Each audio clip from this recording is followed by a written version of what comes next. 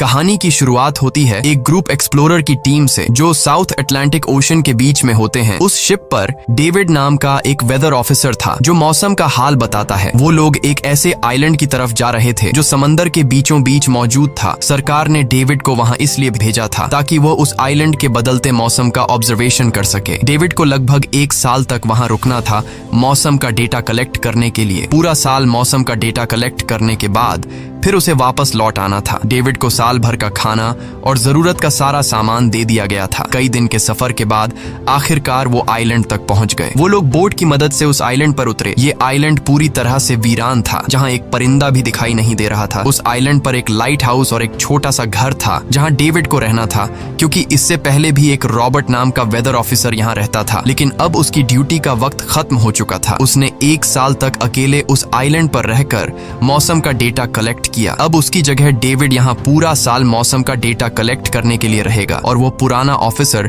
Robert ship के साथ वापस चला जाएगा। लेकिन जब पूरी टीम ने घर को विजिट किया तो वो हैरान रह गए, क्योंकि वहाँ किसी भी इंसान का नामो निशान नहीं था। कमरे के अंदर पुराने ऑफिसर का सारा सामान यहाँ वहाँ बिखरा पड़ा था। जिसके बाद कैप्टन और डेविड ने सोचा कि शायद लाइट हाउस में कोई हो सकता है। कैप्टन और डेविड बिना वक्त गंवाए लाइट हाउस की तरफ बढ़ते हैं और वो सब वहाँ एक अजीब नजारा देखते हैं। वो देखते हैं कि पूरा लाइट हाउस तेज और नुकीले लकड़ियों से घिरा हुआ था, जैसे किसी ने जानबूझकर उसे बंद कर दिया हो ताकि कोई भी अंदर न जा सके। जिसके बाद कैप्टन और डेविड ने लाइट हाउस का गेट कई बार नॉक किया, लेकिन अंदर से कोई रिस्पॉन्स नहीं मिला। आखिर में उन्होंने गेट को जोर से धक्का दिया और अंदर घुस गए। लाइट हाउस के अंदर उन्हें एक आदमी मिला जिसका नाम ग्रूनर था। जब उन्होंने ग्रूनर से पुराने वेदर ऑफिसर रॉबर्ट के बारे में पूछा तो उसने जवाब दिया कि वो तो मर गया है। वो समंदर की तरफ गया लेकिन दोबारा कभी लौटकर वापस नहीं आया। ग्रूनर की बातें सुनकर डेविड और कैप्टन दोनों चौंक गए। ये सब सुनने के बाद कैप्टन ने डेविड से कहा, अगर तुम अब भी चाहो तो हमारे साथ वापस चल सकते हो। लेकिन डेविड ने वापस जाने से इनकार कर दिया। डेविड ने सोचा अगर वो सरकार को उस आइलैंड का एक्यूरेट वेदर रिपोर्ट दे पाया तो उसे काफी मोटी रकम मिल सकती है। जिसके बाद कैप्टन ने उसे एक गन दी खुद की प्रोटेक्शन के लिए। और कैप्टन ने डेविड से कहा कि ये जगह मुझे सेफ नहीं दिखाई दे रही, अपना ख्याल रखना। इसके बाद उसे वहीं पर छोड़कर वो सब वापस चल दिए और अब ये दोबारा वापस 1 साल बाद आएंगे। कैप्टन के जाने के बाद डेविड ने घर को थोड़ा सेटल किया, रहने के काबिल बनाया। रात होने के बाद उसे ड्रॉर में एक डायरी मिली जो पुराने वेदर ऑफिसर रॉबर्ट की थी। उस डायरी में आइलैंड के बारे में बहुत कुछ लिखा था। डायरी में एक मिस्टीरियस क्रीचर के बारे में कुछ बातें लिखी गई थी, लेकिन सब कुछ साफ नहीं था। कुछ बातें अधूरी थी। डेविड हर लाइन को ध्यान से पढ़ता गया। उस डायरी में कुछ अजीब तरह के जानवरों के स्केचेस भी बने थे। डेविड को समझ नहीं आया उसने ऐसी पिक्चर्स क्यों बनाई थी। शायद वो अकेला था और टाइम पास के लिए ऐसा किया होगा। डायरी के एक पेज पर पुराने ऑफिसर के वाइफ की फोटो भी लगी थी। डेविड वह डायरी पढ़ते पढ़ते थक गया और धीरे धीरे उसकी आंख लग गई। अगली सुबह डेविड ने मौसम का डेटा कलेक्ट करना शुरू कर दिया, लेकिन समंदर के पास पहुंचते ही उसके कदम रुक गए। उसने देखा कि चट्टानों के बीच कुछ पत्थर अजीब तरीके से सजाए गए हैं और उनके बीच शेल्स रखे थे अजीब से पैटर्न में। डेविड ने सोचा शायद ये सब ग्रूनर ने किया है। वो ये सोचकर दोबारा अपने काम में लग गया। काम के दौरान जब उसने दूरबीन से लाइट हाउस की तरफ देखा तो उसे ग्रूनर के साथ एक और इंसान भी दिखाई दिया, लेकिन पलक झपकते ही वो गायब हो गया। डेविड ने दोबारा उसे देखने की कोशिश की, लेकिन फिर उसे लगा कि ये उसका वहम है। रात को डेविड अपने काम में बिजी था, तभी दरवाजे पर नॉक हुआ। उसे लगा कि शायद ये ग्रूनर है। डेविड ने उसका नाम पुकारा, लेकिन कोई जवाब नहीं मिला। हाथ में लैंप लेकर जैसे ही डेविड दरवाजे की तरफ बढ़ा तो उसके कानों में कुछ अजीब सी आवाजें गूंजने लगीं जो किसी इंसान की बिल्कुल भी नहीं थी। और फिर उसने देखा गेट के नीचे से किसी अजीबोगरीब क्रीचर का हाथ अंदर आने की कोशिश कर रहा है। वो इंसान का हाथ बिल्कुल भी नहीं था। ये देखकर डेविड के पांव तले जमीन ही खिसक गई। वो तुरंत बेसमेंट की तरफ भागा और वहां जाकर छुप गया। कुछ ही देर में वो मिस्टीरियस क्रीचर घर के अंदर घुस चुकी थी। वह छुप छुप कर डेविड को ढूंढ रही थी और डेविड बेसमेंट के एक छोटे से दरार से उसे देखने लगा। डेविड की हलचल से उस क्रीचर ने डेविड को देख लिया, जिसके बाद वो क्रीचर डेविड को मारने के लिए तेजी से उसकी तरफ भागा और दरार से उसे पकड़ने की कोशिश करने लगा। तो डेविड ने खुद को बचाने के लिए फौरन चाकू उठाकर उसकी आंख में दे मारा। वो क्रीचर चीख के भाग गई, लेकिन वो कभी भी वापस आ सकती थी। और डेविड के दिमाग में ये बात कंफर्म हो गई कि जो डायरी में क्रीचर के बारे में बात लिखी थी वह सच है। डर के मारे वो पूरी रात सो न सका। अगली सुबह जब डेविड घर से बाहर गया तो उसने रेत पर कुछ पैरों के निशान देखे जो किसी इंसान के बिल्कुल भी नहीं थे। वो निशान सीधे समंदर की तरफ जाकर खत्म हो गए थे। अब डेविड को सब समझ आ गया था कि क्यों ग्रूनर ने लाइट हाउस के चारों ओर नुकीली लकड़ियां लगाई हैं। अब डेविड जान गया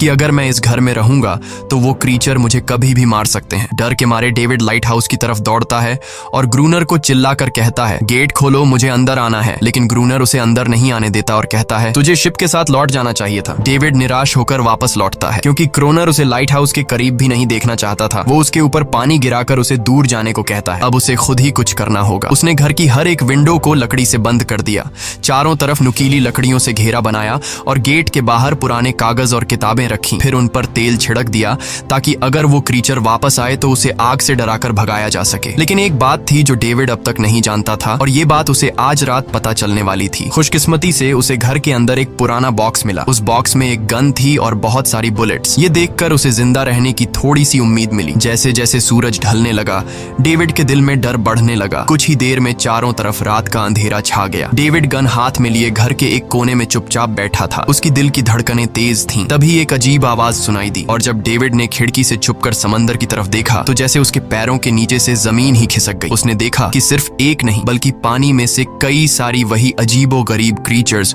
उसकी तरफ बढ़ रही हैं। कुछ ही देर में वो सब इकट्ठा होकर कमरे का गेट तोड़ने की कोशिश करने लगे। डेविड ने तुरंत गोलियां चलानी शुरू की, जिनमें से कुछ क्रीचर्स गिरकर मर गए। डेविड को लगा कि गोली की आवाज सुनने के बाद वो डरकर भाग जाएंगे, लेकिन अपने साथियों को मरता हुआ देखकर वो और भी ज्यादा गुस्सा हो गए। तब डेविड प्लान बी अपनाते हुए गेट के बाहर रखे कागजों और पुरानी किताबों को आग लगा देता है। आग देखकर वो क्रीचर्स डर के मारे वापस समंदर में लौट गए, लेकिन अब वही आग डेविड के घर तक पहुंच चुकी थी। घर के दरवाजे ने आग पकड़ ली और धीरे धीरे फैलने लगी क्योंकि पूरा घर लकड़ी का बना हुआ था। डेविड ने तुरंत एक चादर में खुद को लपेटकर अपनी जान बचाई और बाहर निकलकर लाइट हाउस के पास एक बड़े पत्थर के पीछे छुप गया। क्रीचर्स को शूट करते वक्त डेविड के हाथ में काफी गहरी चोट भी आई। तभी अचानक तेज बारिश शुरू हो गई। आग धीरे धीरे बुझने लगी, लेकिन पूरी रात की बारिश के बाद भी सुबह तक डेविड अपना घर नहीं बचा पाया। पूरा घर जलकर लगभग राख हो चुका था। अब अगर डेविड को जिंदा रहना है तो उसे लाइट हाउस में पनाह लेनी होगी। उसने अपनी राइफल उठाई और लाइट हाउस के पास के पत्थरों के बीच छुप गया